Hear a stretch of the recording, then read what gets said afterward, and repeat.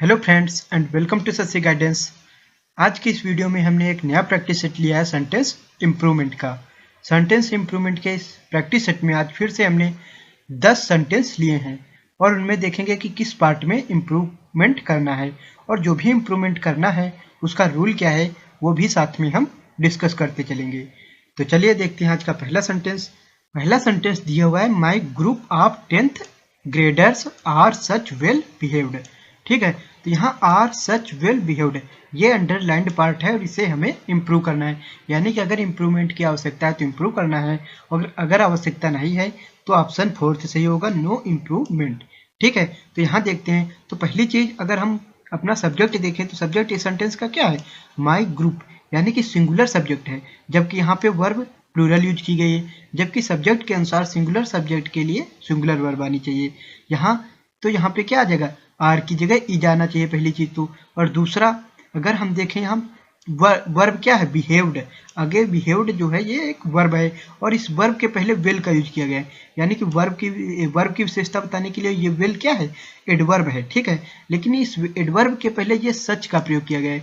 तो एडवर्ब की विशेषता बताने के लिए जो सच का प्रयोग किया गया है यहाँ पे इसकी इरर भी है, यानी कि सच क्या है, सच एक एडजेक्टिव है, जबकि विल एक एडवर्ब है और एडवर्ब की विशेषता बताने के लिए भी एक एडवर्ब की आवश्यकता होगी। ठीक है, वर्ब की विशेषता बताने के लिए एडवर्ब का यूज किया जाता है और एडवर्ब की विशेषता बताने के लिए भी एक एडवर्ब की आवश्यकता होगी। ठीक है, तो यहाँ पे सच का यूज किया गया है, जबकि सच क्या है, सच एक एडजेक्टिव है, तो उसकी जगह पे क्या आ जाएगा, सो, क्योंकि सो एक एडवर्ब है। ठीक है, तो यहाँ वेल एक एडवर्ब है जिसकी विशेषता बताने के लिए एक एडवर्ब आना चाहिए, जो कि सच नहीं होता। सच एक एडजेक्टिव है और इसकी जगह सो आ जाएगा। ठीक है, क्योंकि सो एक एडवर्ब है, तो यहाँ आर की जगह ई जाएगा और सच की जगह सो, तो इज सो वेल बिहेव्ड ये आना चाहिए था। इसको इम्प्रूव करके ये आएगा। तो ये किस पार्ट में दिया हुआ है, फर्स्ट पार्ट में दिया हुआ है, फर्स्ट ऑप्शन में, इज सो वेल बिहेव्ड। तो उसको इम्प्रूव करके अगर इसको लिख दें तो सेंटेंस हमारा सही हो जाएगा। तो सही सेंटेंस बनेगा, माई group of 10th graders is so well behaved. ठीक है, तो ये फर्स्ट पार्ट हमारा आंसर हो जाएगा। तो चलिए अब नेक्स्ट सेंटेंस देखते हैं। सेकंड नंबर सेंटेंस दिया हुआ है, she gave most of her time to dance. ठीक है, तो यहाँ गेव को इम्प्रूव करना है, यानी कि सिंपल सेंटेंस ये क्या क्या दिया हुआ है यहाँ पर कि वो अपना ज्यादातर time, most of her time क्या करती है, डांस में यूज करती है। ठीक है, तो ऐसे यानी कि यहाँ पे क्या है, गेव का यूज सही है, तो ये सही नहीं होता है। ठीक है, तो गेव को यहाँ इंप्रूव करना पड़ेगा और गेव की जगह पर क्या लाना पड़ेगा, डिवोटेड। ठीक है, जिसका फर्स्ट फॉर्म होता है डिवोट। डिवोट का अर्थ क्या होता है, समर्पित करना या किसी काम में समय, शक्ति और लगन लगाना। ठीक है, तो यहाँ अगर किसी काम में वो अपना समय लगा रहा है, समय व्यतीत कर रहा है, तो वहाँ डिवोट का यूज आता है, ना कि गेव का। ठीक है, तो यहाँ गेव की जगह डिवोटेड आ जाएगा, जो कि सी पार्ट में है। देन ये सेंटेंस सही हो जाएगा। तो सही सेंटेंस क्या बनेगा, she devoted most of her time to dance. ठीक है, तो चलिए अब नेक्स्ट सेंटेंस देखते हैं। थर्ड नंबर सेंटेंस दिया हुआ है, Surbhi's father didn't want her to have spent all her money at the fair. ठीक है, यहाँ द आएगा, एट द फेयर। ठीक है, तो यहाँ जो रूल बन रहा है वो वांट वर्ब से संबंधित बनता है। तो वांट के साथ रूल क्या बनता है, यानी कि उसका स्ट्रक्चर क्या बनता है वो हम देख लेते हैं। तो वांट या लाइक, यानी कि वांट का यूज हो या फिर लाइक का यूज हो, दोनों का यूज हो सकता है। तो उसके लिए क्या बनता है, वांट या like plus somebody plus to do something. To do something means यानी कि यहाँ पे इन्फिनिटिव का यूज होगा, टू प्लस वर्ब की फर्स्ट फॉर्म आएगी। ठीक है, तो वांट या like plus somebody plus to do something आएगा। ठीक है, जबकि यहाँ पे क्या है, टू हैव स्पेंट आया है, यानी कि हैव का यूज कर दिया गया, यानी कि परफेक्ट टेंस का यूज कर दिया गया है। जबकि यहाँ टू के बाद वर्ब की फर्स्ट फॉर्म आनी चाहिए, तो टू के बाद डायरेक्ट स्पेंड आएगा, स्पेंट का फर्स्ट फॉर्म स्पेंड आएगा। ठीक है, देन ये सेंटेंस सही होना चाहिए। तो यहाँ टू हैव स्पेंट को इम्प्रूव करके यहाँ क्या लाएंगे, टू स्पेंड। ठीक है, टू प्लस वर्ब की फर्स्ट फॉर्म, क्योंकि वांट या लाइक के साथ क्या आता है, object somebody plus to do something, यानी कि टू प्लस वर्ब की first form then other object. ठीक है, तो यहाँ पे वांट के बाद वांट हर टू स्पेंड आ जाएगा। सही है, तो सी पार्ट हमारा सही हो जाएगा। तो सही सेंटेंस बनेगा, Surbhi's father did not want her to spend all her money at the fair. ठीक है, देन ये सेंटेंस सही हो जाएगा। तो चलिए हम नेक्स्ट सेंटेंस देखते हैं, फोर्थ फोर्थ नंबर दिया हुआ है there will be black murder when she hears this. ठीक है, तो यहाँ ब्लैक मर्डर का यूज किया। ब्लैक मर्डर क्या है, एक इडियम होता है, सॉरी यहाँ ब्लैक मर्डर इडियम नहीं होता है, मर्डर के साथ जब ब्लू आता है देन वो इडियम होता है। ठीक है, तो ब्लू मर्डर एक इडियम है जिसका अर्थ होता है व्यर्थ का शोर, यानी कि व्यर्थ का कोलाहल। ठीक है, तो व्यर्थ के शोर ये जो मीनिंग होती है ये ब्लू मर्डर की होती है, ना कि ब्लैक मर्डर की। तो यहाँ ब्लैक को इम्प्रूव करके यहाँ ब्लू आ जाएगा बी पार्ट। ठीक है, तो ब्लू लिख देंगे, तो ब्लू मर्डर एक इडियम होता है जिसका अर्थ होता है व्यर्थ का शोर। देन ये सेंटेंस सही हो जाएगा। तो ये सही सेंटेंस बनेगा there will be blue murder when she hears this. ठीक है, तो चलिए अब नेक्स्ट सेंटेंस देखते हैं। 5 नंबर दिया हुआ है with her childish innocence she won the hearts of everyone present there. ठीक है, तो यहाँ चाइल्डिश का यूज किया गया है, जबकि सेंटेंस किसमें पॉजिटिव वे में जा रहा है, यानी कि इनोसेंस। इनोसेंस मीन्स क्या होता है, मासूमियत या भोलापन। ठीक है, तो क्या लिखा है कि विद हर चाइल्डिश इनोसेंस, यानी कि वो अपने बच्चों की तरह या बचकाना, इनोसेंस यानी कि मासूमियत के कारण उसने she won the hearts of everyone present there, यानी कि वहां जो भी उपस्थित था उसका हृदय जीत लिया। ठीक है, तो यहाँ पे इसके लिए चाइल्डिश का यूज नहीं होगा, क्योंकि चाइल्डिश एक निगेटिव वर्ड है, यह निगेटिव वे में यूज होता है। चाइल्डिश मीन्स होता है बचकाना, और यह एक अनप्लीजेंट एडजेक्टिव है, यानी कि निगेटिव वे में यूज किया जाएगा। जबकि पॉजिटिव वे में क्या होता है, चाइल्ड लाइक, यानी कि बच्चों की तरह हरकत करने के लिए चाइल्ड लाइक शब्द का यूज किया जाता है। चाइल्ड लाइक पॉजिटिव यानी कि प्लीजेंट एडजेक्टिव है, तो ये पॉजिटिव सेंटेंस में यूज होगा। ठीक है, चाइल्डिश क्या होता है, चाइल्डिश एक अनप्लीजेंट एडजेक्टिव है, तो वो निगेटिव वे में जब अर्थ निकलेगा तब उसका यूज करेंगे। ठीक है, यहाँ पॉजिटिव वे में जा रहा है सेंटेंस, देन यहाँ चाइल्ड लाइक आएगा या ना कि चाइल्डिश। ठीक है, तो बी ऑप्शन यहाँ पे सही हो जाएगा। तो सही सेंटेंस बनेगा with her child like innocence she won the hearts of everyone present there. ठीक है, तो नेक्स्ट सेंटेंस देखते हैं आप। 6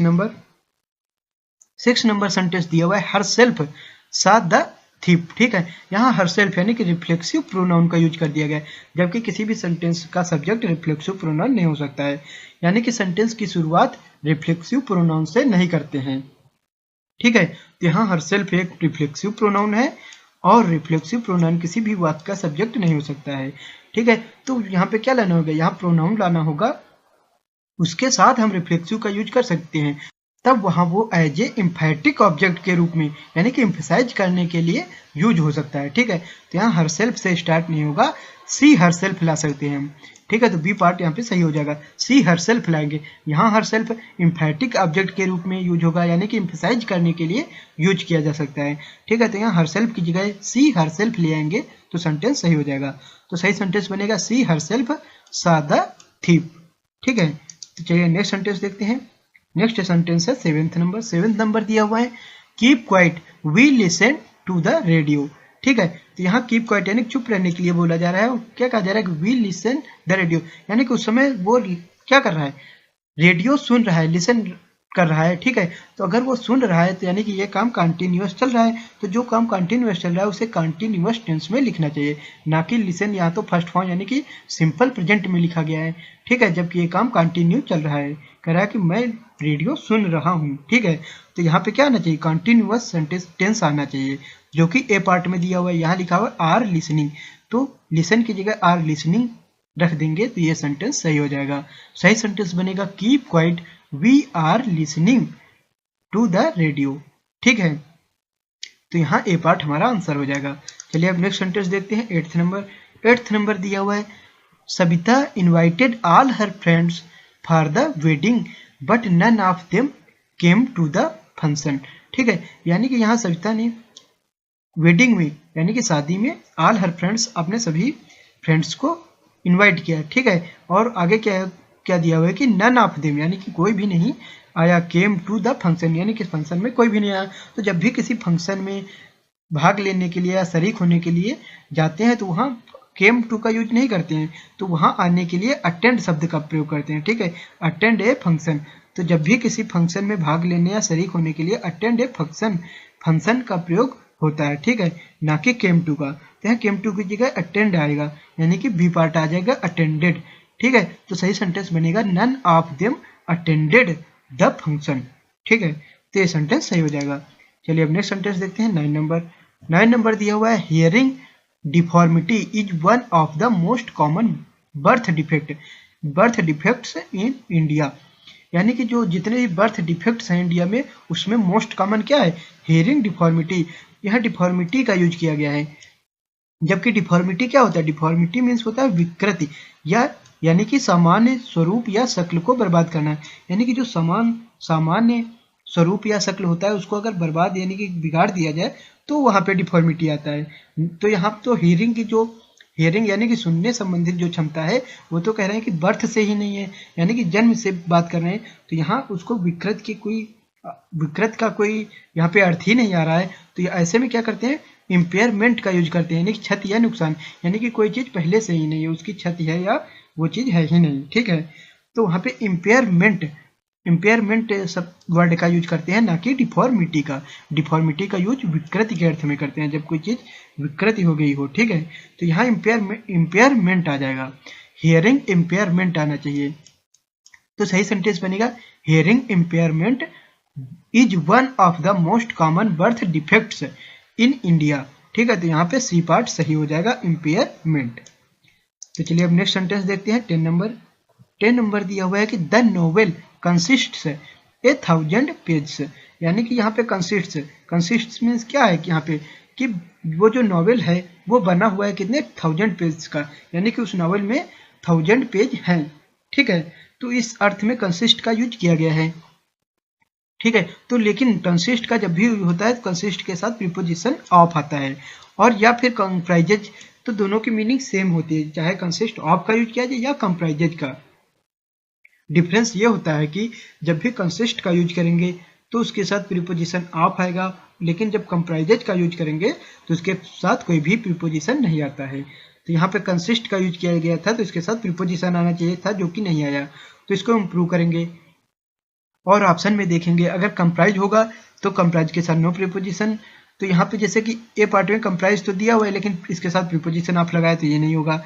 दूसरा बी पार्ट में दिया है कंसिस्ट है, इसके साथ प्रीपोजिशन ऑफ लगा हुआ है, तो कंसिस्ट के साथ प्रीपोजिशन ऑफ लगता है, देन ये सही हो जाएगा। तो यहाँ कंसिस्ट्स को इम्प्रूव करके कंसिस्ट्स ऑफ आ जाएगा, यानी बी पार्ट सही हो जाएगा।